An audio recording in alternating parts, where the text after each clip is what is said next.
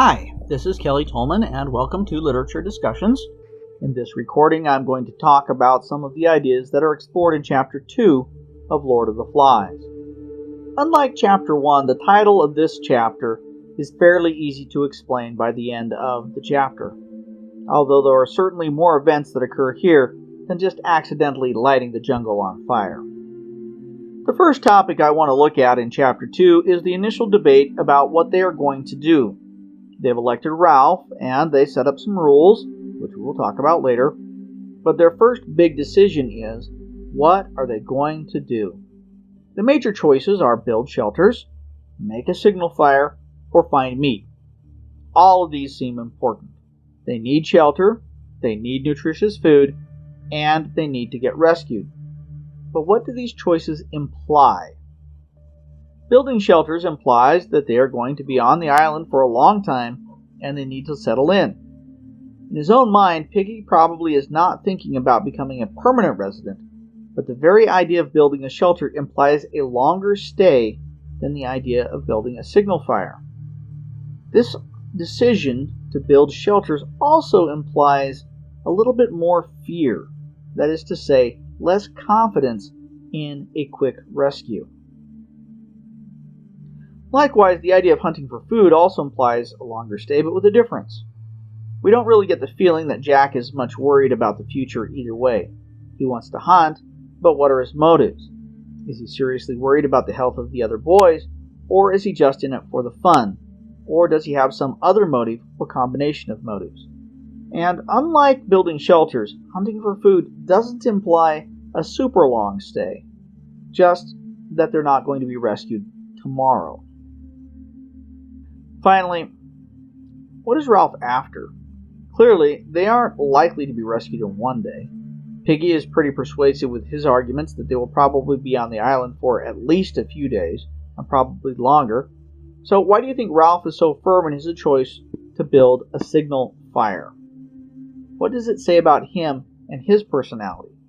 This decision obviously indicates that they're going to be rescued right away, or that they'll spend the least amount of time on the island. Okay, let's talk about rules. After they elect Ralph as chief, one of the first things they do is set up some rules to govern themselves with. The main rule is that only the person who is holding the conch is allowed to speak during a meeting. This is the primary rule that the boys will have to follow throughout the rest of the book, although there are other rules that they decide on. The question that I like to bring up at this point, or the topic of discussion, is how do we as a society make rules? In the United States, we have a republic where we elect people to make the laws, that is, the rules for us. But there is a significant amount of input from the people about different proposed laws, and rules can be changed. Even under a monarchy or a dictatorship, rules can get changed, and there is a process that a leader goes through before deciding to make something a law. Do you think the author is being realistic in his portrayal of the rule-making process? Would it have been different had the boys not been from England? The other big part of the rules problem is, of course, the problem that not everyone wants to follow the rules. Why do you think that is? Why do people break rules? Jack, for example, is one of the big rule breakers, and he will continue to break the rules throughout the rest of the book. But it doesn't seem like he or anyone is really breaking the rules just to be a jerk or to hurt anyone. Rather, he is breaking them because the rule is inconvenient. The rule of only speaking if you have the conch was meant to keep order, but the rule is hard to keep. It takes time and agreement on formality that is not natural, so it gets broken. What does this say about the rules that we make? What does this say about why people break rules? And when does breaking a rule because it is inconvenient become harmful? Does breaking a minor rule lead to breaking more important rules? In Chapter 2, we meet the Beast for the first time. Okay, we don't actually meet a beast, but we get a description of what the beast might look like and where it might live, and a debate ensues.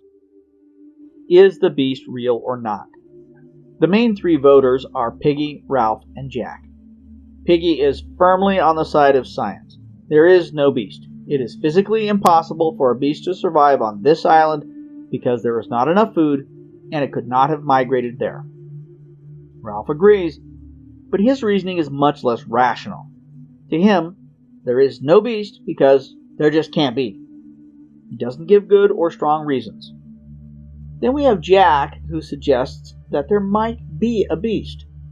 Notice that he isn't saying that there is a beast for sure, simply suggesting that Piggy and Ralph can't be sure. He easily dismisses Ralph's assertion because he has no evidence, and while it is harder to dismiss Piggy's science, he points out that science isn't certain. How do these arguments reflect arguments around beliefs that you may have heard? Evolution, for example. In many ways, these arguments reflect arguments around evolution. We have evidence, says one side. It just is the way it is, says another side, and the last side says, yes, you have evidence, but do you have 100% certainty? Why do you think the author wanted to portray these different perspectives? What aspect of human nature is he exploring? So finally, I want to talk about the major event of the chapter, which, of course, is the fire on the mountain. The kids begin by dragging a bunch of wood to the highest place on the island that they can reach, which takes considerable work, only to realize that they have no way of lighting the fire. This, of course, is a major oversight. This reflects on Ralph's poor leadership, but also on the fact that nobody is thinking ahead. So, who do they turn to? Piggy, of course. But Piggy is not in a mood to be helpful. Jack and Ralph realize that Piggy's glasses can be used to light a fire, and Jack simply takes them. Why do you think Jack didn't bother negotiating with Piggy? Was it because Piggy would have refused, or is there another motive? In either case, what does this incident tell us about Jack, Ralph, and Piggy? The other aspect of the fire building is that it gets completely out of control. Building the fire is one thing, but maintaining and caring for the fire is another task altogether.